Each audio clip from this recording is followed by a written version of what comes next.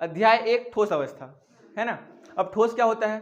पदार्थ के हम लोग 3 अवस्था के बारे में जानते हैं, ठोस, द्रव और गैस, ठीक है। तो अपन इसमें ठोस की बात करेंगे, द्रव गैस की बात नहीं करेंगे, फिर भी समझा देते हैं। ऐसा चीज जिसका निश्चित आकार और निश्चित आकृति होता है ठोस कहलाता है ना। द्रव का निश्चित आकार होता है, निश्चित आकृति होती है, पर आयतन निश्चित होता है। अब आयतन निश्चित कैसे होता है? हाँ, मतलब कहने का मतलब ये है कि जैसे ठोस ले लेते हैं, यहाँ मैं ठोस लिखता हूँ, ठोस और ठोस, द्रव, गैस, ठीक है। इसका ठोस का आकार, आकृति और आयतन तीनों क्या रहता है? निश्चित। द्रव का आकार नहीं होता, आकृति नहीं होता, लेकिन आयतन निश्चित होता है। ऐसा क्यों? देखो, एक तुम ले लो स्नेहा का बॉटल और एक तुम ले लो नेहा का बॉटल, इसका यहाँ से टुल्लू पंप है ना। इसमें 1 लीटर पानी, इसमें भी 1 लीटर पानी, अच्छा इसमें 1 लीटर पानी। अब स्नेहा का है ना, तो ये नेहा का, स्नेहा के पानी को इसमें मैं डालूंगा तो इसमें डालने के बाद आधा लीटर हो जाएगा का? 1 लीटर है ना, 1 लीटर की जगह घेरेगा ना। तो आयतन निश्चित हुआ कि नहीं हुआ? बदल रहा है क्या आयतन? आयतन वही जितना जगह, जितना लंबाई गुण चौड़ाई गुण ऊंचाई है ना, वो तो निश्चित ही है ना। तो ये निश्चित है, कोई दिक्कत इसमें नहीं। गैस में है ना, पर आकार और आकृति बदलता रहता है, कोई दिक्कत इसमें। तो हम लोग इसमें इसका अध्ययन करेंगे, किसका अध्ययन करेंगे सना? ठोस का। किस कहाँ गई? इसका अध्ययन करेंगे, ठोस का। कल मत आना ना, अरे इसके टाइप से होने के लिए बहुत करेज चाहिए।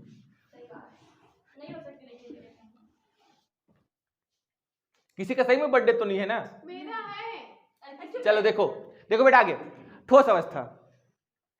ठोस अवस्था क्या होता है? ठोस क्या होता है? आकार, आकृति और आयतन, ये तीनों चीज क्या होनी चाहिए? निश्चित होने चाहिए। अगर ये तीनों चीज निश्चित नहीं है तो वो ठोस नहीं है ना। अब ठोस में जैसे ये चौक भी ठोस है, गोलाकार का है, ठीक है। तुम लोग ठोस हो कि नहीं हो? लड़कियां ठोस नहीं होती हैं, है ना, नाजुक होती हैं, पे नहीं होती हैं ठीक है। आकार, आकृति और आयतन तीनों निश्चित होना चाहिए, ठीक है। जैसे ये कुर्सी ठोस है ना, ये कुर्सी ठोस है वो थर्मस ठोस है, इसका चश्मा ठोस है, नरम है रोटी दाल गरम, पोयम सुने हो? वही सब सुनो। देखो इधर, आकार, आकृति, आयतन, ये तीनों क्या होता है बेटा? निश्चित होता है, कोई दिक्कत इसमें नहीं। अब हम लोग सीधा चलते हैं ठोस के प्रकार। ठोस समझ में आ गया, कोई दिक्कत इसमें है ना। अब ठोस के प्रकार, ठोस 2 प्रकार के होते हैं। पहला होता है क्रिस्टली और दूसरा होता है अक्रिस्टली। अब मेरा हिंदी और मात्राएं गलत हो सकती है ना, तो उस पर मत जाना, मैं हिंदी पढ़ाने नहीं बैठा हूं इधर। क्रिस्टली और अक्रिस्टली, कोई दिक्कत इसमें? अब क्रिस्टली और अक्रिस्टली क्या होता है भैया? इसको हम लोग अलग अलग गुण के आधार पर डिफाइन कर सकते हैं। जैसे तुम लोग भी 2 लोगों में तुलना करते हो, किसी गुण के आधार पर ही करते हो ना। मान लो नेहा स्नेहा 2 लोग हैं, अब ये बर्तन धोती है ना, तो बर्तन धोने का गुण, और दूसरा सुबह जल्दी उठने का गुण, है ना। तीसरा सबको पानी पिलाने का गुण, मेहमानों को। चौथा चाय बनाने को। ऐसे गुण होते हैं अलग अलग, है ना। तो अलग अलग गुणों के आधार पर तुलना होती है ना।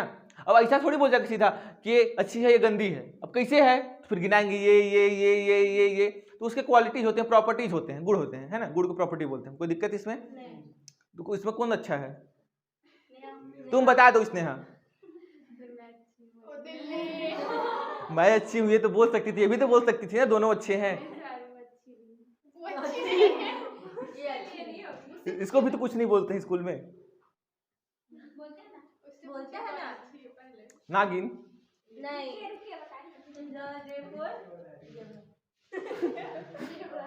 चलो बेटा देखो इधर, क्रिस्टली और अक्रिस्टली, कोई दिक्कत यहां तक समझ में आया कि नहीं आया यहाँ पे? चलिए अब अलग अलग गुणों के आधार पर अलग अलग हम बात करेंगे। पहला क्या होता है? ज्यामिति। अच्छा, यहाँ पे ज्यामिति गुणों के आधार पर हो रहा है ना बात, किस पे हो रहा है?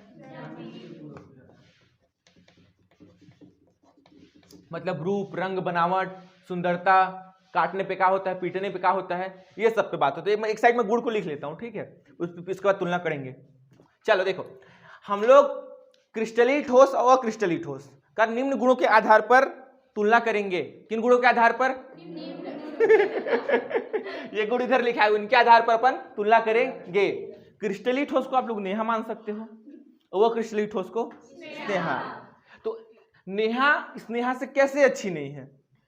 हाँ सर, नहीं है तो नहीं है। तो मान लो ये क्या है बेटा, क्या है ये? स्नेहा। अब ये क्या है? नेहा। तो ये दोनों एक दूसरे से कैसे अच्छे नहीं है ना? तो पहला है आकार। पहला क्या है?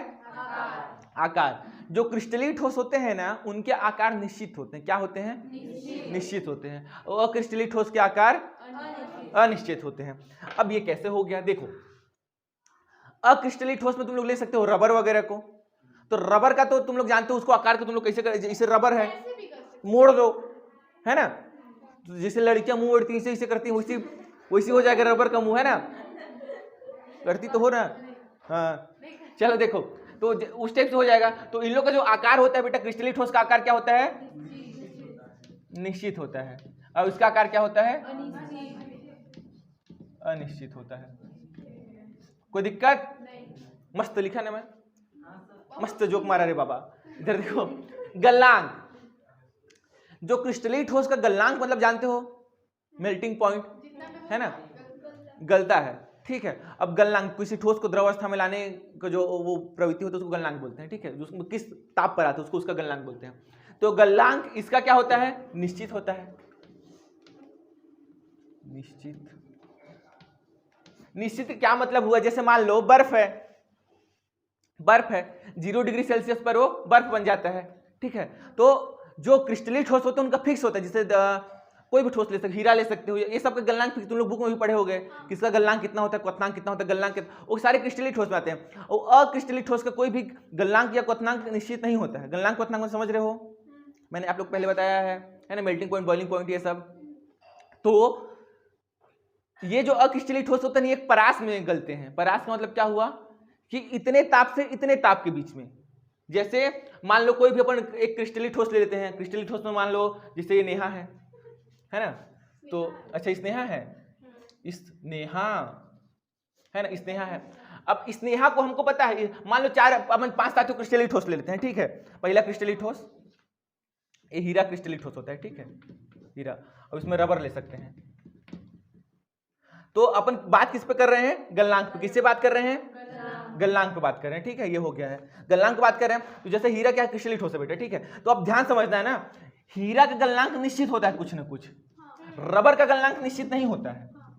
रबर के टेम्परेचर के परास में गलता है। परास मतलब इतना से इतना के बीच में, कि 50 से 60 के बीच में लगभग गल जाता है, ये वाला बात होता है ना। और हीरा के फिक्स होता है। जितने भी क्रिस्टलीय ठोस होते हैं उनके जो गलनांक होते हैं एकदम फिक्स रहते हैं, कितने ताप पे गलना स्टार्ट हो जाएगा, ठीक है। और लेकिन जो अक्रिस्टलीय ठोस उनके गलनांक निश्चित नहीं होते हैं, वो एक परास में गलते हैं। कोई दिक्कत इसमें? परास मतलब समझ रहे हो ना, एक एरिया में कि 50 से 25 के बीच में गलेंगे, 50 से 60 के बीच में गलेंगे, इस टाइप से, है ना। जैसे मान लो इसको पता है कि इसको एक झापड़ मारेंगे तो ये बमक जाएगी, है ना। इसका जो बमकने का जो है वो एकदम निश्चित है कि एक झापड़, दूसरा झापड़ नहीं सहेगी, एक झापड़ में बमक जाएगी। और स्नेहा का क्या है कि वो 25 से 30 झापड़ तक सह लेगी। तो एक परास में है कि 25 से 30 झापड़ तक सह लेगी, वो परास है नहीं, तो वो उस परास में बमकना स्टार्ट को 25 में बम की, 26 में बम की, 27, 28, वो 28 में जॉन सीना टाटा, है ना। तो 25 से 30 के परास में ये गलना स्टार्ट हो जाएगी। तो एक परास में रहते हैं, कोई दिक्कत? तो इसको मैं लिख देता हूं, इसका गलनांक निश्चित है, इसका अनिश्चित, है ना। ये एक परास में गलते हैं।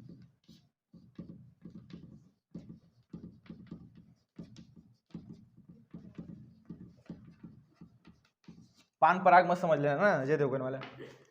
अब बात है विदलन गुण।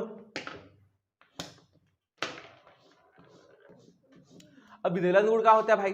देखो, विदलन किसी ठोस को काटने पर, किसी ठोस को काटने पर वो जिस प्रकार का गुण दर्शाता है ना, वो या तो नुकीला हो सकता है, धारदार हो सकता है, या सपाट हो सकता है ना, या शाइनिंग वाला हो सकता है, लक्ष्चर हो सकता है उस पे, या नहीं हो सकता है। तो उस प्रकार गुण को उसको क्या बोलते हैं? विदलन गुण। जैसे हम लोग जब क्रिस्टलीय ठोस को काटते हैं ना, क्रिस्टलीय ठोस को जब हम लोग काटते हैं तो मस्त कटता है, और उसका जो सतह रहता है क्या होता है? सपाट रहता है। क्या रहता है? मतलब चिकना। और जो अक्रिस्टलीय ठोस होते हैं, अक्रिस्टलीय ठोस होते हैं, उनका जो विदलन गुण होता है, उनका जो विदलन गुण होता है वो जो आप उसको अक्रिस्टलीय ठोस को आप किसी नुकीली सतह से काटोगे ना, जब नुकीली सतह से काटोगे तो क्या निकलेगा? वो धारदार रहेगा, उससे आप हाथ कर सकते हैं। जैसे मान लो हीरा, हीरा मैक्सिमम जो आभूषण होते हैं वो हीरे के क्यों बनाए जाते हैं? क्योंकि हीरे को जब आप काटते हैं ना, जब सुनार काटता है हीरे को, तो उसको देखना एकदम मस्त सपाट बने जाता है। मैं तो उतना अच्छा बना नहीं पाऊंगा। चलो तुम लोग के पास, सबके पास मोबाइल तो चित्र उत्र देखिए सकते हो, है ना। जो ही मतलब इसमें इसको विदलन गुण होता है, काटने पे जो इसका जो सतह होता है कैसे आता है? चिकना और सपाट। इसको अच्छे से लिख दूं क्या? धारदार सतह, धारदार चीज से काटने पर, या काटने पर चिकना सपाट। अब ये नुकीला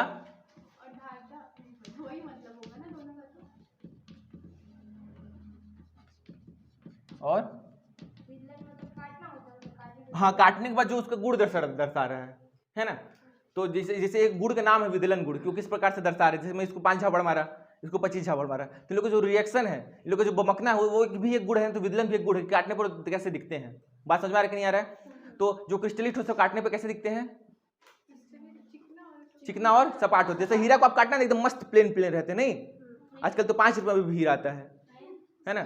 अरे वो नहीं, बाबा जी का उसमें फंस जाता है ना। वो आजकल 5 बच्चे खाते हैं कुरकुरे सुरकुरे, का रहता है दुनियादारी, उसमें फंसता है ना, हीरा टाइप दिखता है। हमारे कुरकुरे में फंस जाता है। हाँ चलो देखो, तो क्या होता है कि उसको जब काटोगे ना तो एक नंबर चिकना रहता है। इसीलिए हीरा वीरा का जो आभूषण बनाए जाते हैं अधिकतर, और क्रिस्टल जैसे शीशा मान सकते हो, ठीक है। जब शीशा को फोड़ोगे या काटोगे तो देखना धारदार रहता है, कट भी जाता है। शीशा को उठाते उठाते कांच का चूड़ी वगैरह है ना, उसको उठाओगे तो घुस जाता है हाथ में, है ना, या कट जाता है हाथ में। तो जो अक्रिस्टल ठोस को काटने पर नुकीला धारदार रहता है, क्रिस्टल ठोस को काटने पर उसका जो विलन गुण होता है चिकना और सपाट होता है। कोई दिक्कत इसमें? गलन की एंथैल्पी इसकी भी निश्चित होती है। एंथैल्पी मतलब ऊर्जा, बात हुआ था ना। तो गलाने में जो ऊर्जा दिया जा रहा है वो गलन का ऊर्जा हो गया, ठीक है। तो ये तो निश्चित रहेगा। अब इसका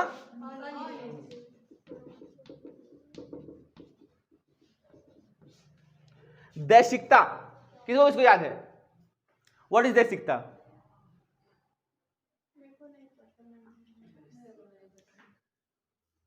किसी ठोस को देखने पर, ठोस के अणुओं को देखने पर वो कैसे कैसे दिखते हैं, उसको क्या बोलते हैं? दैशिकता। विषम दैशिक है कि सम दैशिक है? इंग्लिश में इसको बोलते हैं आइसोमरिज्म, नहीं सॉरी, एनाइसोट्रॉपिक और आइसोट्रोपिक। याद आया? सरकारी स्कूल को इंग्लिश में ज्यादा बोलते हैं। देखो इधर, आइसोट्रॉपिक और एनाइसोट्रॉपिक, है ना। पिछले बार मैं इंग्लिश में ही पढ़ाया था, ठीक है। आइसोट्रॉपिक और आइसोट्रॉपिक। तो जैसे मैं कुछ एक क्रिस्टलीय ठोस बना देता हूँ ना, जैसे मान लो अपन ले लेते हैं किसको, नमक को ले लेते हैं। तो नमक का जो संरचना होता है इस टाइप से रहता है, Na+Cl-, Na+Cl-, Na+Cl-, Na+Cl-, Cl-, Na+,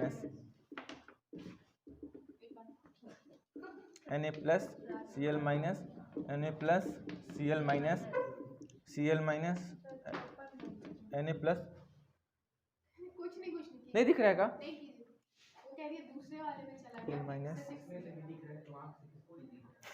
Cl-,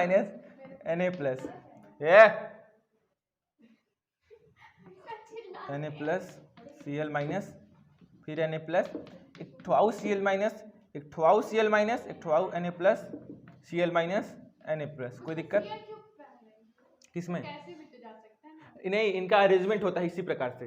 हाँ ऐसी होता है, ठीक है। इनका अरेंजमेंट होता है ये। अच्छा, एक में Cl पहले, एक में Na पहले। हाँ पहले Na फिर Cl। अरे यार, तो Na धनात्मक है, Cl ऋणात्मक है, तो Na के साथ थोड़ी जुड़ेगा, है ना।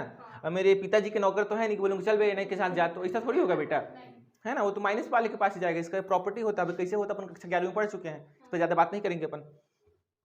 Na+ और Cl-। देखो अगर मैं इसको इधर से देखता हूँ ना, इधर से देखता हूँ ऐसे, तो Na+ Cl-, Na+ ऐसे दिख रहा है ना। इनकी आकृति नीचे होती है, कहने मतलब है कि इनका जो अणुओं का जो अरेंजमेंट होता है ना, एक नंबर होता है, फिक्स होता है, एकदम मस्त बराबर। ये एकदम देखने में तुमको ना लगेगा जैसे कि क्लासरूम में कोई बच्चे बैठे रहते हैं एकदम अच्छे से अरेंज। तुम्हारे क्लास के जो सबसे डेंजरस सर आते होंगे तो तुम लोग बैठ जाते हो, है ना, मान लो इस टाइप से। तो देखो अगर मैं इधर से देखूं तो Na+ Cl-, Na+Cl- दिख रहा है ना। अगर मैं तिरछा होकर ऐसे करके देखूं तो Na दिख रहा है। जैसे मान लो अगर मैं ऐसे करके देखूं तो NaCl दिख रहा है, ऐसे करके देखूं तो Na दिख रहा है, ऐसे करके देखूं तो Cl दिख रहा है। मतलब अलग अलग दिशा में जाके देखूं तो अलग अलग प्रकार की आकृति आपको दिख रही है। तो इस प्रकार की व्यवस्था को बोलते हैं विषमदैशिक। क्या बोलते हैं? विषमदैशिक। हर साइड से देख रहे हो दिशा अलग अलग दिख रही है कि नहीं दिख रही है? कोई दिक्कत इसमें? बात समझ में आ रहा है कि नहीं यार? इधर से देखता हूं तो NaCl दिखता है, ऐसे ऊपर से देखता हूं तो Na दिखता है, नीचे से देखता हूं तो Cl दिखता है। तो इसलिए इसका जो दैशिकता होगा क्या होगा? ये विषमदैशिक। क्या होगा बेटा? विषमदैशिक। कोई दिक्कत? विषम। और इसका जो व्यवस्था होगा क्या होगा?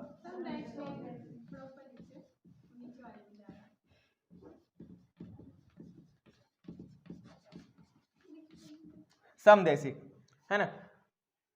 मैं आपको वीडियो में बताना चाहता हूँ, कोई हिंदी गलत हो सकती है तो ध्यान ना दें, तुम्ही लोग को बोल रहा हूँ। चलो देखो इधर, विषमदैशिक और समदैशिक। कोई दिक्कत इसमें? यहां तक क्लियर है क्या? चलिए अब बात करते हैं प्रकृति।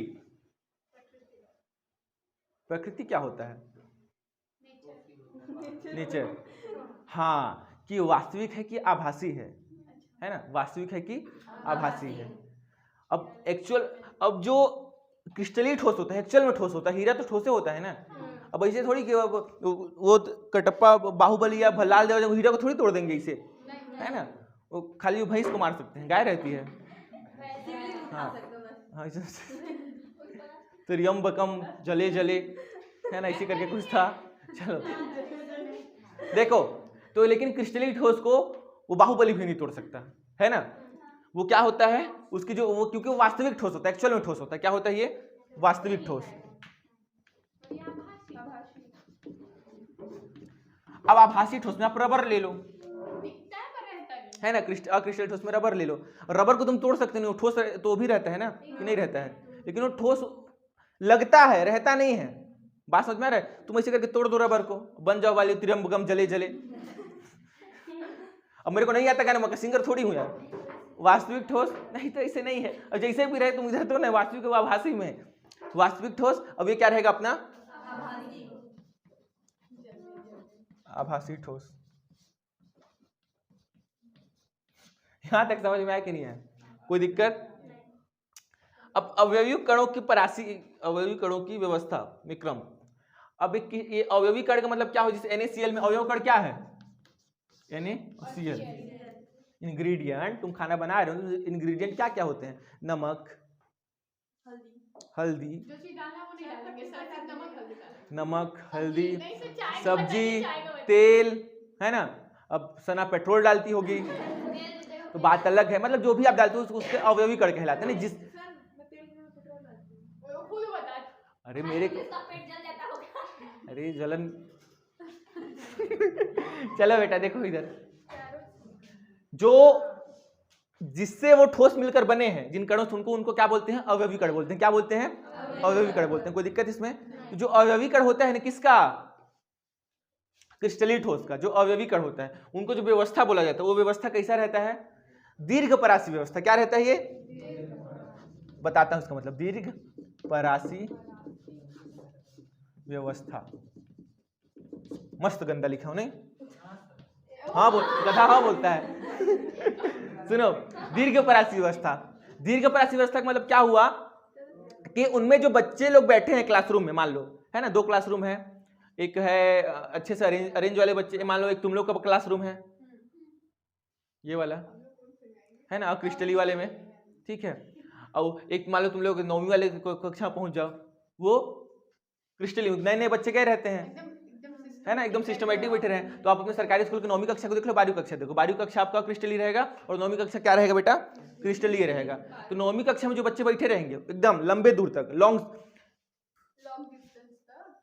दीर्घ परासी व्यवस्था, है ना, इसको बोलते हैं लॉन्ग रेंज ऑर्डर और शॉर्ट रेंज ऑर्डर है ना। तो जो दीर्घ परासी व्यवस्था में क्या होता है, मान लो बच्चे बैठे हैं, ये इसका बनाता हूं इसमें ना, ये मैं हूं, है ना, यहाँ पे मैं हूं, पढ़ाई हो रही है। चलो देखो, अब यहाँ पे बच्चे बैठे हैं ना बेटा, एक बेंच में 3, एक बेंच में 3, एक बेंच में 3, इधर भी 3, इधर भी 3, इधर भी 3, इधर भी 3। हाँ गालो, देखो ये जो व्यवस्था होगी बेटा वो लंबे टाइम तक चलेगी, है ना, आगे भी बढ़ा सकते हो इसको, आगे भी इसको बढ़ सकते हो, कोई दिक्कत समझ में आया कि नहीं आया, यहाँ तक कोई दिक्कत। ये तो इनकी जो व्यवस्था हो दीर्घ परास, परास का मतलब समझ सकते हो कि एक डिस्टेंस को हम लोग लेते हैं ना, ये इतना से इतना तक, तो इनका जो परास होता है दीर्घ परासी व्यवस्था में जो व्यवस्था होती है वो अधिकतम परास तक होती है। देखो यहाँ से यहाँ तक, मतलब अच्छे से अरेंजमेंट दिख रहा है कि नहीं। और इसका क्या होता है, एक मस्त चीज तुम लोग को बताऊं, ये जो मैं दैसिकता बताया था इसमें विषम दैसिक तो बता दिया, उसको समदैसिक बता दिया, विषम दैसिक तो बता दिया कि हर साइड देखो अलग, समदैसिक में बताया ही नहीं, तुम लोग पूछे ही नहीं, गधे हो तुम लोग एक नंबर के। चलो देखो समझ गए, विषम दैसिक क्या होता है, सॉरी समदैसिक, समदैसिक में क्या होता है, जो अनिश्चित होते हैं उनके जो अणु होते हैं अनिश्चित टाइप से जमे रहते हैं, इसे कैसा हूं कहीं भी, तुम कहीं से देखो एक टाइप से दिखते हैं, बताया था का। अरे मेरी याददाश्त आजकल बहुत ही कमजोर हो गया है, ए पागल, वो क्रिस्टली ठोस का बताया था। हाँ ठीक है ना। तो जो दैसिकता होती है क्रिस्टली ठोस की, सब विषम दैसिक होती है, हर साइड देखोगे तो अलग अलग दिखते हैं ना। और उसका जो होता है समदैसिक, मतलब कहीं से देख ले के टाइप दिखते हैं, बिखरे बिखरे ही दिखते हैं, है ना। कोई दिक्कत इसमें कि अब ऐसे जमे हैं तो इधर से देखो तब वो कचरा दिख रहे हैं, इधर से देखो तब वो कचरा दिख रहे हैं, इधर से देखो तब वो कचरा दिख रहे हैं, इधर देखो तब वो कचरा दिख रहे हैं। कोई दिक्कत इसमें, यहाँ तक समझ में आया कि नहीं है। अब दीर्घ परासी व्यवस्था मतलब हम लोग दीर्घ परासी व्यवस्था में क्या होता है कि इनका जो बैठने का जो व्यवस्था है, अणुओं का जो अरेंजमेंट रहता है, इनके अवयवी अणुओं का जो अरेंजमेंट होता है वो एक नंबर जमा होता है अच्छे से, बात समझ में आ रहा है, सिस्टमेटिक रहता है अच्छे से लंबे टाइम तक, है ना। और इसका क्या कहते हैं शॉर्ट रेंज ऑर्डर, लघु परासी व्यवस्था, दधुक हो गया, लघु होगा, लघु परासी व्यवस्था। अरे तुम लोग के पास याददाश्त बढ़ने का कोई गोली वोली होगा तो बताना यार, मेरी याददाश्त बहुत कमजोरी है, फोन लगा के भूल जाता हूँ फोन काहे के लिए किया था, है ना। फोन कभी कभी लगाता हूँ, स्पीकर में रहता है फोन, मेरे को कान में लगाने में इरिटेटिंग लगता है थोड़ा सा, तो इसे करके रखे रहता हूँ, ट्रिंग ट्रिंग ट्रिंग ट्रिंग, जब फोन उठाता है तो हाँ बता भाई, मैं भूल जाता हूँ क्या ये फोन किया था। एक मेरा दोस्त बोला कि एक जन का नंबर सेंड कर, बोला हाँ तुरंत कर रहा हूँ, फोन रखा 2 दिन तक नंबर सेंड नहीं किया वो कल मेरे को फोन करता है, बोलता है नंबर सेंड नहीं किया, मतलब रुक करता हूँ, फिर याद समय किया नंबर, बड़ा दिक्कत है ना। तो अब मेरे को लगता है काट मेरे को रखना पड़ेगा असिस्टेंट, है ना। तुम लोग का खुद तो खा लो चले बेटा देखो आगे। तो जो दीर्घ परासी व्यवस्था, लघु परासी व्यवस्था, इसमें जो अणु का जो अरेंजमेंट होता है ना लंबे टाइम तक अच्छे से अरेंज रहते हैं, उसमें अणु का जो अरेंजमेंट रहता है लंबे टाइम तक अच्छे से अरेंज नहीं रहते हैं। जब तक टीचर है तब तक 2-4 बेंच सही रहेगा, उसके बाद जैसे टीचर निकला धड़ाधड़ फिर ऐसे, है ना। अपने आप को अच्छे से पहचानते हो तुम लोग। चलो देखो यहाँ तक समझ में आया कि नहीं। एक और लिख सकते हो आप लोग, शीतलन वक्र, क्या नाम है उसका, शीतलन वक्र।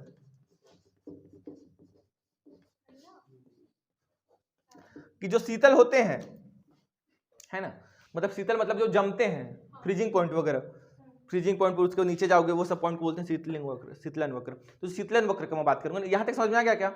अब सीधा शीतलन वक्र में कूद दूं क्या, दीर्घ परासी व्यवस्था। एक बार फुर से देख लो, जो क्रिस्टली में आकार, फुर से देखना ना, फिर से मत देखना, तुरंत देखना है। आकार इनकी निश्चित होती है क्रिस्टल ठोस की, और उनकी अनिश्चित होती है, कोई देख के नहीं बोलेगा। दूसरा क्या है, नहीं मतलब गुण को देख सकते हो, गलनांक, गलनांक किसका निश्चित, उसका अनिश्चित, के परास में गलते हैं। तीसरा क्या है, विदलन गुण, इसको चाकू से काटने पर समतल सपाट और चिकने रहते हैं, उनको काटने पर नुकीले धारदार रहते हैं। अगला गुण कौन सा है, गलन की एंथैल्पी, इनका निश्चित है उनका अनिश्चित। अगला क्या है, दैसिकता, इनका क्या है, और उनका समदैसिक। अगला क्या है, प्रकृति इनका ये वास्तविक ठोस होते हैं, ये क्या होते हैं? आभासी ठोस होते हैं। कोई दिक्कत इसमें है ना? यहाँ तक क्लियर है क्या? चलिए, तुम लोग को अपने दोस्तों को बुरा ही बताना हो तो 36 गुण निकाल के बता दोगे, है ना? तुम्हारे कोई ये भी नेहा को मैं पूछो, नहीं उठती है सर, नहीं सुनती है सर, चाचा का तो एकदम नहीं सुनती है सर, तो मम्मी का भी नहीं सुनती है सर, ये सर वो सर, और उसके गुण देखना पड़ रहा है, ना इंसाफी। ये भी बता देगी, सूत के नहीं उठती है सर, बर्तन नहीं धोती है सर, ये सर वो सर, और क्रिस्टलीय ठोस का गुण बताने में। हाँ चलो, अब शीतलन वक्र का मैं बात करता हूँ, है ना? ये भी एक वक्र है, वक्र शीतलन वक्र। शीतलन किसी लड़की का नाम नहीं है ना, शीतल है ना, गुण है शीतलन वक्र। अब बताते हैं आपको शीतलन वक्र। तो मान लो मैं एक ठो वक्र बनाता हूं ऐसे, इसका एक ठो ग्राफ बनाता हूं, है ना? इधर मैं लिख देता हूं टाइम, समय, अब इधर मैं लिख देता हूं आपका जो मेल्टिंग पॉइंट, वॉल्यूम, ये सब है, इधर भी टाइम, है ना? समय के साथ जो गल रहे हैं। तो तीन अवस्था आएगी, मान लो पहला सबसे ऊपर में अवस्था है गैस। पहला क्या है, यहां से यहां तक की क्या अवस्था है? गैस की, ठीक है। हाँ, फिर यहां से यहां तक क्या है? द्रव की अवस्था आएगी। और यहां से यहां तक क्या रहेगी? ठोस। जैसे पानी समझ सकते हो तुम लोग, पानी को फील कर सकते हो, वेपर, है ना? वाष्प को अगर नीचे उसका ताप को नीचे गिराने चालू करो, सबसे पहले क्या रहेगा? वो द्रव में बदलेगा, फिर आओ नीचे गिरा तो किस में जाएगा? ठोस में। उसमें टाइम तो लगेगा ना, है ना? तो समय के साथ अगर मैं इसको कर रहा हूं तो पहले गैस, फिर द्रव, फिर ठोस। कोई दिक्कत इसमें? सेम टू सेम इसमें भी गैस, द्रव और ये ठोस, ठीक है। यहां तक कोई दिक्कत? और आज ब्लू है पानी, पानी मतलब ब्लू है चौक। चलो देखो, तो इसमें जो इसके कण है, जो कण है बेटा, ये इस टाइप से आते हैं। पहले ये सभी इसके कण ऐसे करके आते रहते। मान लो ये द्रव, कितने डिग्री सेल्सियस में द्रव बन जाता है गैस? मतलब वाष्प बनने के लिए कितना डिग्री टेम्परेचर चाहिए होता है? 100 डिग्री सेल्सियस। तो यहाँ मैं मान लेता हूँ इसको 100 डिग्री सेल्सियस, ठीक है। इससे ऊपर गया, है ना? चलो इसको मान लेते हैं 100 डिग्री सेल्सियस। इससे ऊपर गया, है ना? और इससे नीचे आए तो पानी, और इसको 0 डिग्री सेल्सियस। कोई दिक्कत यहाँ पे, है ना? तो सबसे पहले अणु कैसे गलेंगे? समय के साथ ऐसे करके बदलते रहेंगे ना, ऐसे करके 100 डिग्री सेल्सियस में जाएंगे, ऐसे करके पहुंचेंगे, ठीक है। तो आपको लग रहा होगा कि वक्र ऐसे बनेगा, लेकिन ऐसे नहीं होता है। जैसे ही आप चूल्हा में पानी चढ़ाते हो, चूल्हा, यू नो व्हाट इज चूल्हा?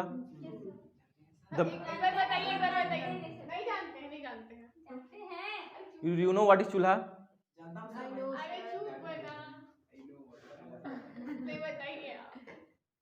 सम काइंड ऑफ बर्तन, इट्स कॉल्ड स्टील। उससे जो बनाते हैं इस गैस, है ना? और एंड सम काइंड ऑफ मिट्टी, उससे जो बनाते हैं उसी चूल्हा, है ना? हम लोग भी कल स्कूल में ऐसा कर रहे थे। क्या? आपका वाला नहीं पता। चलो देखो बेटा, इधर ध्यान दो। इधर तो क्या होता है ना कि गैस शुरू में जो द्रव का जो कण रहता है, जो सॉरी वेपर रहता है, वाष्प का जो गैस का कण होता है, ऐसे करके आता है ना, ऐसे करके। तो जैसे ही तुम लोग चढ़ाते हो अपना गैस या चूल्हा में जो भी पानी को, तो जैसे ही चढ़ाने तुरंत उबलना चालू हो जाता है का? नहीं ना, धीरे धीरे धीरे धीरे धीरे धीरे उबलता है कि नहीं? कि जैसे चढ़ाए धाए, ऐसे तो नहीं होता होगा ना? एकदम तेज गर्म में हल्का सा डाले सीधा मोड़ जाता है। इसके पीछे कारण रहता है, सुनिए। कहने का मतलब यह है कि सबसे पहले जो गैस है वो किसमें 100 डिग्री सेल्सियस में जाएंगे। किसमें जाएंगे? 100 डिग्री सेल्सियस में, उबलने की अवस्था में। तो जब तक जितने भी गैस के कण है, मान लो ये गैस के कण है ना, इतने सारे, ये गैस का क्या है? कण है। तो पहले एक कण आएगा, अब टेम्परेचर को गिरा रहे हो ना, समझ रहे हो? बर्फ आप जमा रहे हो, फ्रिज में डालो, फ्रिज में। फ्रिज क्या होता है? जिसमें तुम रात को रहती हो, that is called fridge. My home is house, your home is fridge, not fridge, fridge. Free में रह रही हो, पढ़ लिख रही नहीं हो। देखो इधर जीरो, ये यार जीरो नहीं है यार, ये तो गैस के अणु है ना? तो बेटा गैस के अणु जो होते हैं इसे करके नीचे आते हैं, ठीक है। पहले एक आएगा 100 डिग्री सेल्सियस में, फिर 2 आएगा 100 डिग्री सेल्सियस में, है ना? फिर 3 आएगा 100 डिग्री सेल्सियस में। जब तक पूरे अणु 100 डिग्री सेल्सियस में आ नहीं जाते हैं, जब तक पूरे अणु गैस के 100 डिग्री सेल्सियस में आ नहीं जाते हैं, तब तक वो द्रव में जाने चालू नहीं करते हैं। तो लेकिन उतना टाइम तो लग रहा है ना, 1 आ रहा है 2 आ रहा है, तो ये व्यवस्था नीचे यहां तक आई, लेकिन इसके बाद नीचे नहीं जा रही। इसके बाद क्या हो जाता है? सतत हो जाती है ऐसे, समझ में? फिर सब आते हैं, चूंकि इसी में टाइम तो लग रहा है, समय बढ़ रहा है, टी बढ़ रहा है, लेकिन ये सतत है, कोई दिक्कत इसमें। अब उसके बाद जब सब लोग यहाँ पे पहुंच गए, तो फिर वहां अब उसके बाद स्टार्ट होगा। यहाँ पे जाने चालू किए, सब आ गए ना, अब यहाँ पे जाने चालू किए ऐसे, फिर ऐसे, ये अणु, फिर ये ऐसे करके, ठीक है। सतत दिख रहा है क्या? ये नहीं दिख रहा है ना। सतत मतलब ये इस टाइप से लगातार इसमें, लेकिन ऐसा हो नहीं रहा है। इसका एक अलग कॉन्सेप्ट है गुप्त ऊष्मा के कारण, सब छोड़ो तुम लोग अभी पहले। हाँ अभी मैं उस पर नहीं घुसूंगा, नहीं तो उसमें टाइम लगेगा। बस इतना जान लो कि जो वेपर के जो कण होते हैं, वेपर के जो एटॉम होते हैं, वो क्या होते हैं बेटा, एक साथ नहीं होते। ऐसा तुम लोग मत सोचना कि ये बना ना, ये बना, अब बोलता है हाँ भैया मैं 100 डिग्री सेल्सियस में पहुंच गया, तुम लोग ऊपरे रहो और मैं निकला, ये नहीं होता है। जब तक पूरे लोग 100 डिग्री सेल्सियस के नीचे नहीं आ जाते, तब तक वो इसके नीचे जाना चालू नहीं करते। समझ में आ रहा है? यहाँ पे जो अवस्था है ना, अवस्था परिवर्तन तभी आता है जब पूरे आ जाते हैं। तो अवस्था परिवर्तन होते समय ना ये नियत हो जाता है कुछ टाइम के लिए। क्या हो जाता है? ये नियत हो जाता है। बात समझ में आ रहा है? क्यों होता है? सबको साथ में, लेकिन इसके यह गुण होता है गुप्त ऊष्मा के कारण। इसको जब भी अपन एक्सप्लेन, 11वीं कक्षा का टॉपिक है ना, तो उस पर नहीं घुसते हैं अभी। ये कोई दिक्कत इसमें समझ में आया कि नहीं आया? कोई दिक्कत इसमें? तो इसका जो वक्र है, शीतलन वक्र है, ठंडा करने का जो वक्र है, देखो ठंडा ही नहीं कर रहा हूं ना मैं, वो क्या है? असतत है। क्या है वो? असतत। कोई दिक्कत किसी को? Is that clear? अब इसका जो वक्र है, इसको कोई दिक्कत नहीं होता है, ये बो ऐसे करके निकल जाता है ना, ये सतत। समझ में आया कि नहीं है? कोई दिक्कत इसमें बेटा? इसका जो शीतलन वक्र होता है क्या होता है? अब इसका जो शीतलन वक्र होता है क्या होता है? सतत होता है। कोई दिक्कत? समझ में आया? अतत और सतत नहीं है, असतत और सतत का मतलब समझ में आ गया कि नहीं आ गया? कोई दिक्कत किसी को? अच्छे से पल्ले पड़ा? कहीं पे कोई दिक्कत? चलिए, मतलब हल्का सी तबीयत खराब होता है आप लोग का, फोन करके सर नहीं, अरे मैं सबको नहीं बोल रहा हूँ जो नहीं आता, आज तबीयत खराब है सर, अब फोन करके इधर रील्स देखते रहो, इधर बतियाते रहो, यहाँ 2 घंटा कुर्सी में कुर्सी तोड़ने में सिर दर्द होता है। बेटा तुम जैसी 4 सेना भी बैठ जाएंगी ना उस कुर्सी में, तब वो कुर्सी नहीं टूटेगी। तुम 3 पाव की तो हो ही, ज्यादा तेज मत हंसना बेटा, त्रिव बाहर आ जाएगा। चलो दे, तुम लोग भी मत हंसो, तुम लोग भी 3 पाव के हो, उसके ऊपर सारा अतिरिक्त किडनी गिर जाएगा तुम्हारा। एकदम शांति से बात होगा। चलो अब देखते हैं हम लोग क्रिस्टल या क्रिस्टल समझ में आया। अब बात करते हैं क्रिस्टलीय ठोस के प्रकार के बारे में, क्रिस्टलीय ठोस के प्रकार के बारे में। ठीक, क्रिस्टलीय ठोस के 4 प्रकार होते हैं बेटा। कितने प्रकार होते हैं?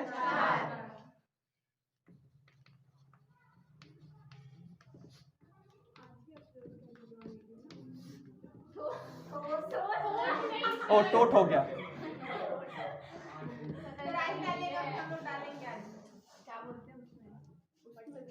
कितने प्रकार के होते हैं बेटा? 4 प्रकार के होते हैं। एक्सक्यूज मी लेडीज एंड बुढ़ऊ, देखो इधर, मतलब तुम लोग लेडीज हो?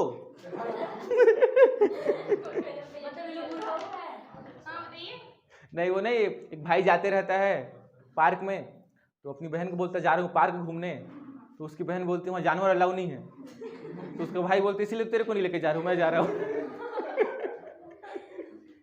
चलो देखो अभी इधर, पहला ठोस। ठोस के बेटा 4 प्रकार होते हैं। कितने प्रकार होते हैं? 4 प्रकार होते हैं।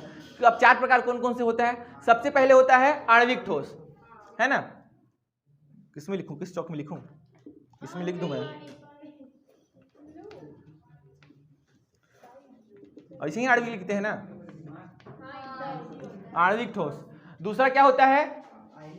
आयनिक ठोस। और तीसरा क्या होता है? मेटेलिक ठोस, धात्विक ठोस। और अगला होता है सहसंयोजक ठोस या नेटवर्क ठोस।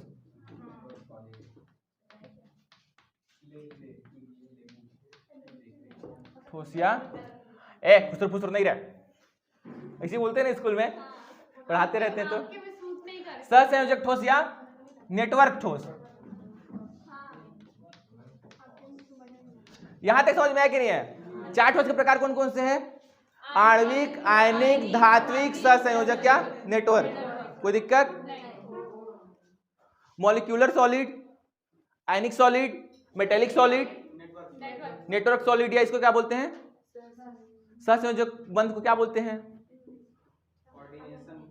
कोवेलेंट बोलते हैं। क्या बोलते हैं? हाँ, कोवेलेंट सॉलिड। क्या बोलते हैं? Covalent solid. देखो यार, मैं तो सरकारी स्कूल से खुद पढ़ा हूँ, है ना, तो मैं तो हिंदी से ही पढ़ा हूँ, लेकिन जब मेरे को इंग्लिश मीडियम के बच्चे आते हैं तो मेरे को थोड़ा प्रिपेयर करना पड़ता है लैंग्वेज को, ठीक है। तो अभी तो इंग्लिश मीडियम के बच्चे हैं नहीं, तो जो प्रिपेयर करके नहीं आया हूँ, तो मेरे इंग्लिश में हो सकता है कहीं कहीं पे थोड़ा थोड़ा मैं भूल जाऊँ, ठीक है। बाकी कोई दिक्कत नहीं है, खैर इंग्लिश में खाली लैंग्वेज का ही अंतर रहता है, बाकी कुछ नहीं रहता है। सब आएंगे मतलब भगवान जाने, राम जाने। कोई भी जान रहा है तो बता दीजिए। चलो देखो अभी तक आणविक ठोस, आणविक ठोस, excuse me ladies and gentleman, आणविक ठोस। अब बेटा आणविक ठोस क्या होता है? इनके जो अवयवीकरण होते हैं, अवयवीकरण मतलब समझ गए, इंग्रेडिएंट जिनसे मिलकर बना होता है। आणविक में अवयवीकरण क्या होते हैं? क्या हो सकते हैं? सोचो तो, आणविकरण क्या होंगे? इसमें आयन हो जाएगा। इसमें क्या होंगे? आयन। इसमें क्या होंगे? धातु। अवयवीकरण की बात हो रहा है, धन आयन। धातु हमेशा जैसे Fe+ होता है ना, Fe धनात्मक होता है, और क्या क्या होता है? जितने भी धातु होते हैं सारे धनात्मक होते हैं। तो इसमें अवयवीकरण क्या होते हैं? धन आयन। कोई दिक्कत? यहाँ पे जितने लड़के बैठे हैं कोई नहीं बतियाते, इधर की जो 4 लड़कियां हैं ना, मैं भी तो कुछ नहीं बोली। गेहूं के साथ आटा भी पिसता है, सॉरी घुन भी पिसता है, तू भूल है, याद रखना। आज पता चला। और तुम लोग सड़े हुए गेहूं देखो इधर। चलो देखो, इसका आणविक ठोस का होता है अणु, अवयवीकरण, आयनिक ठोस का होता है आयन, धात्विक ठोस का होता है धन आयन, उत्सर्जक ठोस का होता है परमाणु। आपको अभी अणु क्यों बोले थे? अरे गलती से बोल डाला था, परमाणु होता है ना, परमाणु होता है। क्या होता है? आयनिक ठोस का अणु, आयनिक अवयवीकरण समझ गए ना। ठोस, क्रिस्टलीय ठोस के 4 प्रकार होते हैं। पहला आणविक, आयनिक, धात्विक। कोई दिक्कत इसमें? यहाँ तक क्लियर है ना? आणविक ठोस का जो अवयवीकरण होता है अणु, आयनिक ठोस का आयन, धात्विक ठोस का धन आयन, और सहसंयोजक ठोस का। कोई दिक्कत इसमें? अच्छा, तब इनमें लगने वाला फर्श या बंध कौन कौन सा होता है? बात उसकी करेंगे। लगने वाला फर्श या बंध, फोर्स ना, फर्श बोल रहा हूँ, सॉरी, फोर्स या बल या बंध कौन कौन सा होता है? आणविक ठोस। अच्छा, पहले मैं आणविक ठोस का प्रकार बता देता हूँ। आणविक ठोस के बेटा 3 प्रकार होते हैं। अध्रुवी, अध्रुवी आणविक ठोस, ध्रुवी आणविक ठोस, तीसरा हाइड्रोजन बंध आणविक ठोस।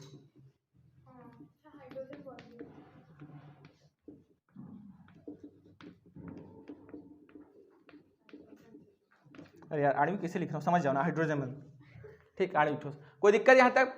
3 होते हैं, कौन कौन से होते हैं? ध्रुवी, अध्रुवी और, यहाँ तक क्लियर है?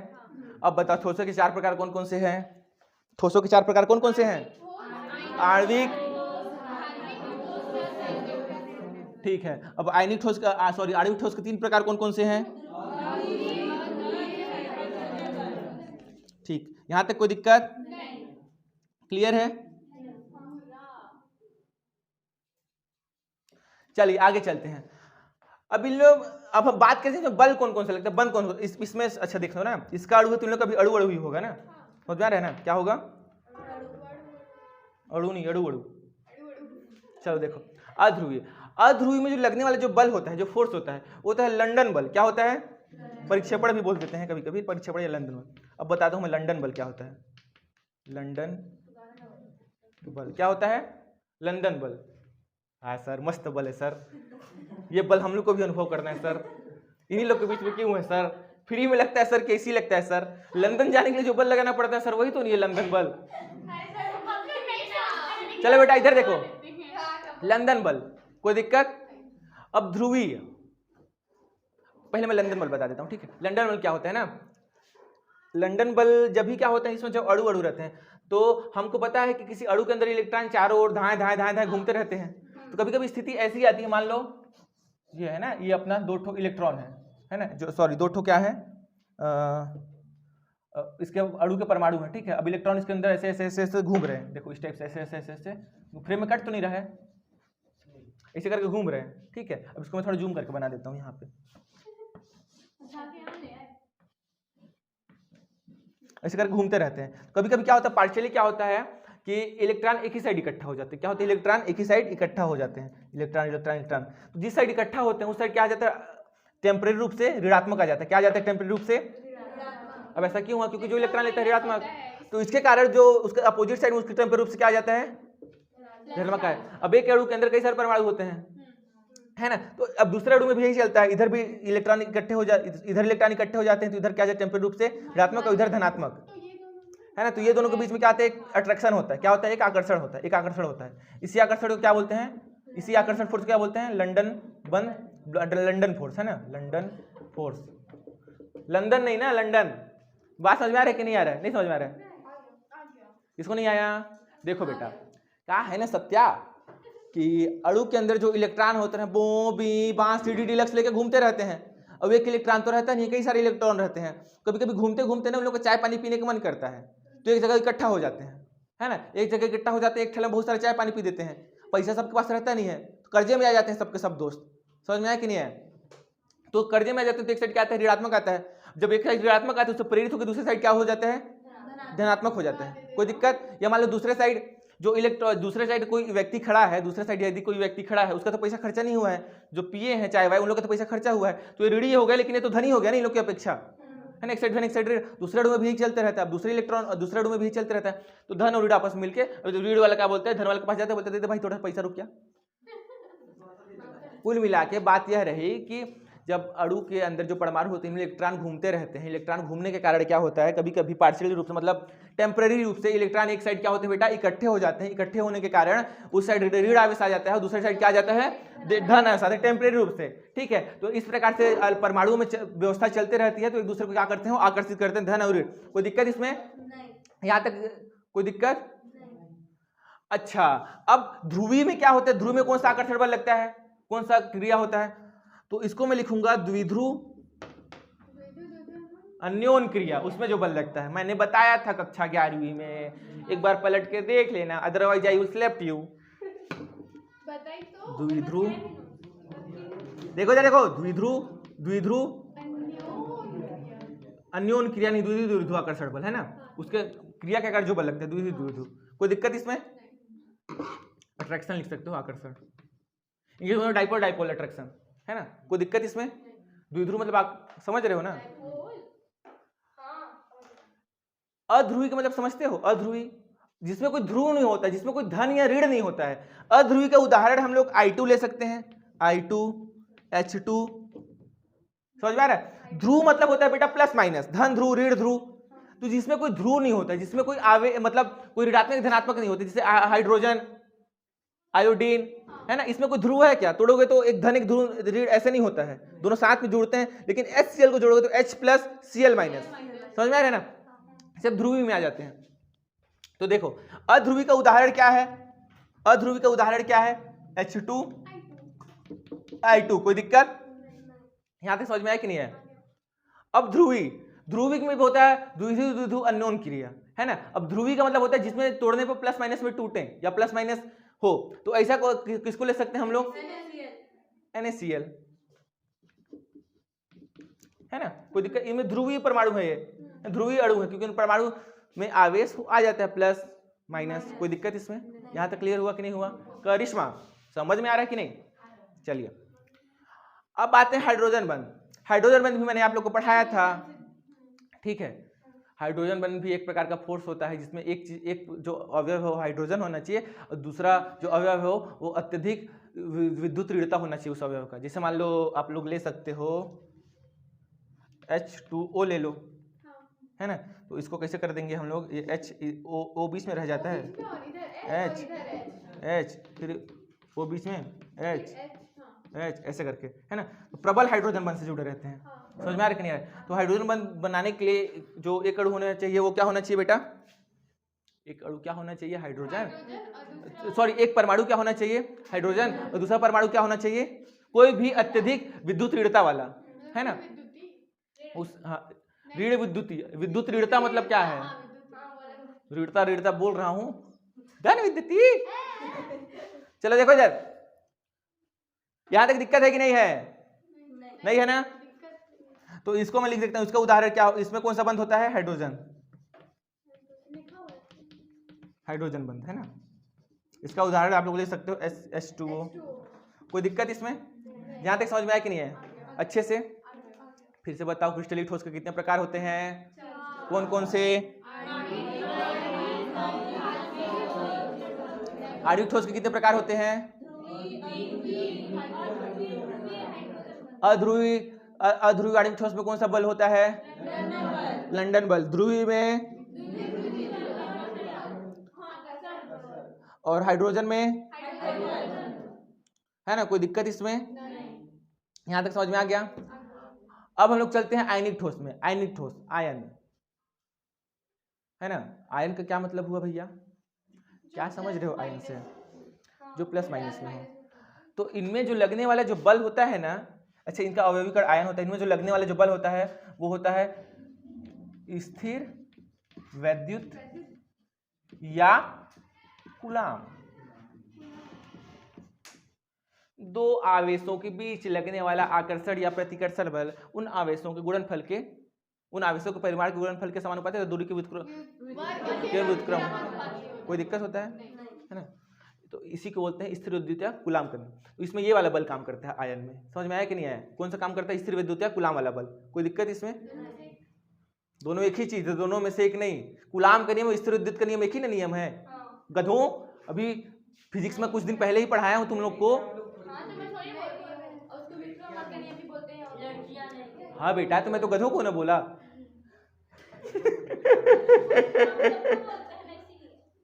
नहीं यार, ऐसा मैं निहारिका को ना बोलूंगा। मैं अगर मैं निहारिका बोलता हूँ बेटा तो कौन रिप्लाई करेगा मेरा? तो अगर मैं गधा बोलूंगा तो कौन रिप्लाई करेगा मेरा?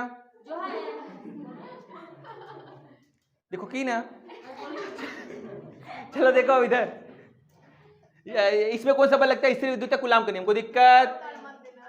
यहां तक समझ में आया कि नहीं है अच्छे से? अब धात्विक ठोस में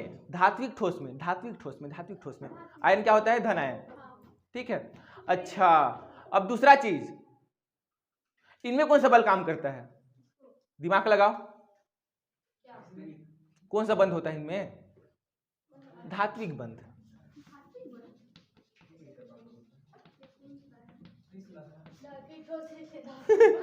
नहीं ऐसा नहीं है। देखो धात्विक बंध लेकिन इसको बोलते हैं। ठीक है, धात्विक बंध।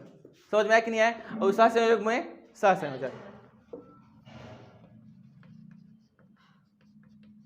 कोई दिक्कत यहां तक? क्लियर है कि नहीं है? यहां तक समझ में आ गया कि नहीं आ गया? कितना गंदा लिखा हूं मैं। चलो, अब आणविक ठोस। अच्छा एक काम करूं, इसको मैं अच्छे से चार्ट बना देता हूं, है ना। चार्ट बनाने के बाद क्या करते हैं, इसको एक एक चीज को अपन और अच्छे से आपको डिफाइन करता हूं। तो मैं कचरा टाइप से लिख दिया हूं। ठीक है, अभी इसका मेल्टिंग बॉइलिंग लेंगे और छूने छाने में कैसा लगता है वो देखेंगे। चलो देखो, अब 4 प्रकार के ठोस आप लोग पढ़े। कौन कौन सा? आणविक, है ना। अब आणविक ठोस के 3 प्रकार कौन कौन से होते हैं? है ना। उसके आधार पर हम लोग उसके कुछ गुणों की भी विवेचना करेंगे, है ना। जैसे गुण कौन कौन से हो सकते हैं, उनमें अवयवीकरण कौन कौन सा है, उनमें आकर्षण बल कौन कौन सा लग रहा है, उनके उदाहरण देखेंगे, भौतिक प्रकृति देखेंगे, वैद्युत चालकता देखेंगे, गलनांक देखेंगे। उनमें वैद्युत चालकता होती है कि नहीं होती, क्यों होती है तो, है ना। ये सारी चीजें कि अपन इसमें क्या करेंगे, बातें क्या करेंगे, किससे करेंगे? चलो देखो, आणविक ठोस। आणविक ठोस में जो अवयवीकरण होते हैं क्या होते हैं? अणु। हमने आपको बताया था क्या होते हैं? अणु। ठीक है, तो इन तीनों के जो अवयवीकरण क्या है बेटा? अणु। क्या है? अणु। अब जो आणविक ठोस के तो 3 प्रकार होते हैं, अध्रुवी, ध्रुवी और हाइड्रोजन। इनमें जो बंध होता है या जो बल होता है वो अलग अलग प्रकार का होता है। जैसे अध्रुवी में होता है लंदन या परिक्षेपण बल, मैंने आपको बताया था। ध्रुवी में होता है द्विध्रुव, है ना। और हाइड्रोजन में होता है हाइड्रोजन। कोई दिक्कत का है? HCl। देखो ध्यान से, इसका उदाहरण है HCl और इसका है H2O। हाँ चलो देखो, इसका उदाहरण है HCl और इसका उदाहरण है H2O। कोई दिक्कत नहीं, है ना। थोड़ा सा लिखने में मिस्टेक हो गया था, पर कोई बात नहीं, इंसानों से गलती होती है, गधों से थोड़ी, है ना। तुमसे गलतियां होती हैं कि नहीं? नहीं होती हैं, गधे हो गए। चलो देखो, है ना। तो और इनमें धात्विक ठोस में क्या होता है, विस्थापित इलेक्ट्रॉन के समूह में धन आयन, मतलब कुल मिला के धन आयनित जो धात्विक ठोस होता है उनमें धन आयन रहता है अवयविकरण, है ना। और सहसंयोजक ठोस में परमाणु रहता है, कोई दिक्कत इसमें नहीं। इसमें बंधन कौन सा होता है, अणु जो होता है अध्रुवी में रहता है लंदन बल, ध्रुवी में होता है, और हाइड्रोजन में रहता है हाइड्रोजन आयन। अगला ठोस कौन सा होता है आपका, आयनिक ठोस। आयनिक ठोस में कौन सा बंध होता है, कूलाम या स्थिर वैद्युत का बंध। उसके बाद कौन सा है, धात्विक। धात्विक में कौन सा होता है, धात्विक का बंध। अगला कौन सा है, उसमें कौन सा बंध होगा, कोई दिक्कत इसमें नहीं, ठीक है। अब इनकी भौतिक प्रकृति देखते हैं। भौतिक प्रकृति उदाहरण एग्जाम्पल तो देख ही सकते हो तुम लोग, है ना। भौतिक प्रकृति देखते हैं। भौतिक प्रकृति मतलब छूने छाने पर कैसे कैसे लगते हैं, ठीक है। तो देखो इसमें केवल ना दो चीज, ध्रुवी, अध्रुवी और ध्रुवी ही मुलायम होते हैं, बाकी लगभग हर कुछ कठोर होते हैं। अध्रुवी देख लो मुलायम, ध्रुवी ये भी मुलायम, हाइड्रोजन स्ट्रॉन्ग हाइड्रोजन से बंधे रहते हैं, ये कठोर होता है। आयनिक ठोस ये भी कठोर होता है। भंगूर का मतलब क्या होता है समझते हो तुम लोग, ठोकने पे टूट जाता है, जैसे पेंसिल वगैरह, पेंसिल का जो नीब रहता है ठोकोगे तो टूट जाता है, चूर्ण बन जाता है, भंगूर होते हैं, कोई दिक्कत। धात्विक ठोस में ये भी कठोर होते हैं और आघातवर्धनीय होते हैं, तन्य भी। आघातवर्धनीय मतलब खींचने पे लंबा कर सकते, धातु को पीटोगे तो वो लंबा हो जाएगा, तानोगे तो खिंचा भी जाएगा। मतलब खिंचाता तो नहीं है सर, मैं तो तान रही थी कल अपने घर के डेगची को, है ना बेटा। करने का मतलब ये कि गर्म करके उसको आप लंबा कर सकते हो। अब इसका मतलब ये नहीं कि जाके डेगची का गुलेल बनाने स्टार्ट कर दिया ना, इसे करके डेगची बना लिए, ठीक है। इधर रबर लगा दी, उधर छेद दिए, तीर धनुष लगा के डेगची पकड़ के बो, है ना। वैसे नहीं होने वाला है। समझ में आ रहा है कि नहीं आ रहा है, यहाँ तक कोई दिक्कत किसी को। अच्छा अगला है आपका सहसंयोजक, ये भी कठोर होता है, ठीक है। नीचे वाला मुलायम क्यों है? ये अपवाद है ना, ठीक। देखो कभी कभी केमिस्ट्री में बहुत सारी चीजें ना आपको एक्सेप्शंस मिल जाती है, मतलब अपवाद मिल जाती हैं बहुत सारी चीजें, तो हम उसको बोलेंगे अपवाद है। मतलब तुम लोग समझ सकते हो कि कई लड़कों की स्कूल में कई लड़कियां बराबर, लड़कियां तुल्य भी लड़के पढ़ते हैं, है ना। और कई लड़कियों की स्कूल में लड़के तुल्य लड़कियां भी पढ़ती हैं, है ना। तो अपवाद रहते हैं, तुम लोग वही हो। चलो आगे देखो चलो आगे देखो बेटा। अब वैद्युत चालकता देखो, अध्रुवी, ध्रुवी और मतलब कुल मिला के जो आणविक ठोसों ने हमेशा विद्युत रोधी होता है, मतलब विद्युत चालकता उसमें नहीं होती है, कोई दिक्कत इसमें। आयनिक ठोस, उसमें तो रहेगा ना क्योंकि प्लस माइनस है। आयनिक ठोस में ठोस अवस्था में नहीं होता है, लेकिन जैसे उसको पानी में डालोगे तो उसका आयन टूट जाता है, जैसे आयन टूटता है उसमें, जैसे नमक NaCl है ना, जब ठोस अवस्था होता है उसमें करंट नहीं मारता है, सना मारता है क्या, नहीं मारता है, मार के देखना आज, नहीं मारेगा। लेकिन आजकल बारिश में नमक हो जाता है मेल्ट, हल्का हल्का, आपके भाषा में सिमट जाता है, पसीज जाता है, क्या बोलते हैं, है ना। हाँ तो पानी आ जाता है ना उसमें, उसके जो अणु होते हैं थोड़े से अलग अलग हो जाते हैं, सॉरी आयन उसके अलग अलग हो जाते हैं। तो ध्यान देना, जो आयनिक ठोस होते हैं ठोस अवस्था में करंट नहीं लगते हैं, उसमें करंट का प्रवाह नहीं होता है, इंसुलेटर्स होते हैं, ठीक है। और जैसे ही उसको पानी में डालोगे तो उसके आयन क्या होते हैं, अलग अलग हो जाते हैं, धनायन आयन क्या हो जाते हैं, आयन हो जाते हैं, अलग हो जाते हैं, ठीक है। तो वो फिर कंडक्टर हो जाते हैं इलेक्ट्रिसिटी के। इंसुलेटर मतलब विद्युत रोधी और कंडक्टर मतलब चालक, कोई दिक्कत इसमें। आपको ये तो पता है ना कि इलेक्ट्रॉन करंट प्रवाह नहीं कराता है, मुक्त इलेक्ट्रॉन करंट प्रवाह होता है, तो मुक्त इलेक्ट्रॉन चाहिए, इलेक्ट्रॉन नहीं चाहिए। इलेक्ट्रॉन तो हर किसी के पास रहते हैं, तुम्हारे पास भी मेरे पास भी है, कुर्सी के पास है, टेबल के पास है, मुक्त इलेक्ट्रॉन जरूरी है ना करंट का प्रवाह करना। जैसे आयन रहते हैं उसके प्लस और माइनस साथ में जुड़े रहते हैं, उसमें करंट प्रवाह नहीं होता है, लेकिन जैसे ही आप उसको पानी में डालते हैं उसके इलेक्ट्रॉन क्या होते हैं बेटा, मुक्त हो जाते हैं। मुक्त इलेक्ट्रॉन क्या होते हैं, वो करंट का प्रवाह कराते हैं, फिर वो कंडक्टर बन जाते हैं, कोई दिक्कत इसमें है ना। उसके बाद है आपका धात्विक ठोस। धात्विक ठोस हर अवस्था में करंट प्रवाह करा देते हैं, ठीक है। और गलित अवस्था में भी चालक रहते हैं, धातु चालक ही होते हैं, उनमें इलेक्ट्रॉन मुक्त रहते हैं, है ना। अब सहसंयोजक, सहसंयोजक भी विद्युत रोधी होते हैं क्योंकि इसमें मुक्त इलेक्ट्रॉन ही होता है। ग्रेफाइट, इसमें सहसंयोजक कक्षा 11 में आप लोग पढ़े होंगे, ग्रेफाइट में सहसंयोजक बंद होता है लेकिन विद्युत चालक रहता है, इसको अपवाद बोलते हैं, कोई दिक्कत इसमें। अब इधर देख लो इनका गलनांक वलनांक कैसे रहता है, ये अत्यधिक रहता है किसका, आणविक ठोस का, है ना। अध्रुवी का, एक सेकेंड ना, आणविक ठोस का जो गलनांक होता है उसमें जो अध्रुवी वाला जो सेक्शन होता है उसका अत्यधिक होता है, ध्रुवी का निम्न होता है, हाइड्रोजन का भी, और आयनिक ठोस का उच्च होता है, धात्विक ठोस का मतलब नॉर्मल, और सहसंयोजक ठोस का। कोई दिक्कत इसमें? यहाँ तक क्लियर है क्या? समझ में आ गया कि नहीं आ गया अच्छे से? और कहीं पे कोई दिक्कत? क्लियर है इतना? इसमें बस एक चीज तुम लोग याद रखना कि ठोस के 4 प्रकार होते हैं, आणविक, आयनिक, सुनना ना, अब ध्यान से सुनना खाली, ठीक है? ठोस के 4 प्रकार होते हैं, आणविक, आयनिक, धात्विक, सहसंयोजक। अब आणविक के 3 प्रकार होते हैं, अध्रुवी, ध्रुवी, हाइड्रोजन, है ना? अब अध्रुवी में होता है, कौन सा बल होता है अध्रुवी में? लंदन बल या परिक्षेप। हाँ, तो मैं क्या बोला? अध्रुवी में कौन सा बल होता है? द्विध्रुव, द्विध्रुव, है ना? और हाइड्रोजन में कौन सा? हाइड्रोजन आबंध, है ना? अगला कौन सा है आपका? आयनिक। आयनिक में कौन सा रहता है?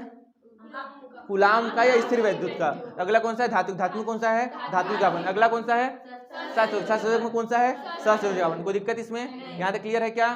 ठीक है, आगे आप लोग समझ सकते हैं इसको, कोई दिक्कत इसमें? है ना? इसको याद रख सकते हो कि ये 2 मुलायम रहते हैं, उसके बाद सभी कठोर रहते हैं, देख लो, बस एक तो ग्रेफाइट को छोड़ के, ये याद रखने का तरीका होता है ना।